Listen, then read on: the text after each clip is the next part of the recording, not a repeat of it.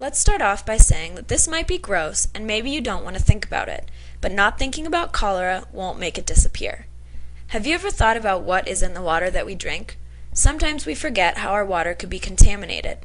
Scientists used to think that if you couldn't see it, it wasn't there, but that's not true at all. In reality, bacteria or tiny microorganisms rule our world.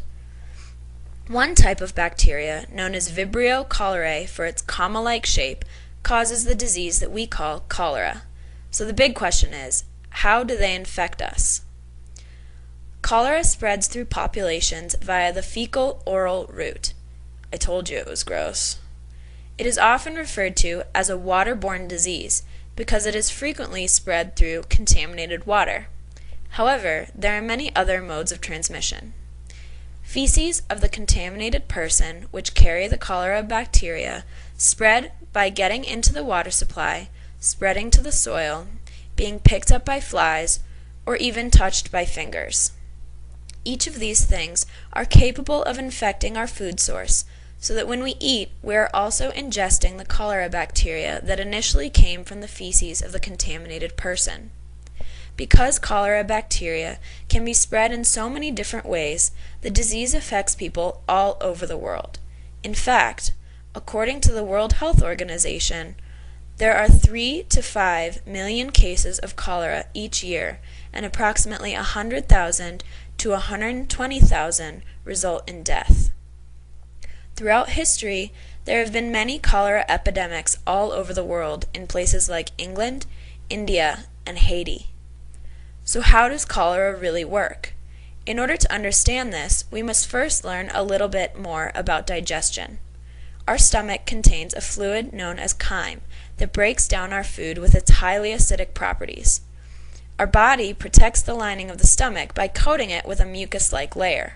Once the partially digested food reaches the intestines, however, there is no mucus lining because the intestines are the site of absorption. If there was a lining in the intestines, then the nutrients from our food couldn't be brought into the bloodstream. Therefore, the pH must be raised in order to protect the intestinal walls. Bicarbonate is released to raise the pH and make the solution less acidic and less harmful to our intestines. This is where cholera strikes. Cholera bacteria turn the bicarbonate switch on. This allows rapid growth of all kinds of harmful bacteria, including cholera, that attack the intestinal tract. The symptoms of cholera are a direct result of this attack on our bodies. Cholera causes intense diarrhea and vomiting, which often results in weakness and dizziness. It is a particularly dangerous disease for the elderly and the malnourished.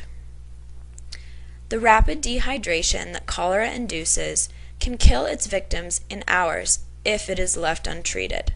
So, what can be done? How can we stop cholera? Let's go back to those modes of transmission that we talked about earlier. What if we could cut off each of cholera's paths from fecal matter to the mouth? We can. A well-managed, hygienic latrine can stop cholera from contaminating water, soil, and flies, while a traditional latrine can stop cholera from contaminating water and soil. Water purification systems can prevent cholera from moving to the mouth through drinking water, and covering food can prevent the spread of cholera from flies to food. Simple hand-washing routines can prevent the spread of cholera from fingers to food and from fingers to mouths. Cholera is a manageable disease. In the worst cases, it is virulent and spreads quickly, but through these methods of prevention and a greater focus on the importance of water and sanitation, it can be contained and eradicated throughout the world.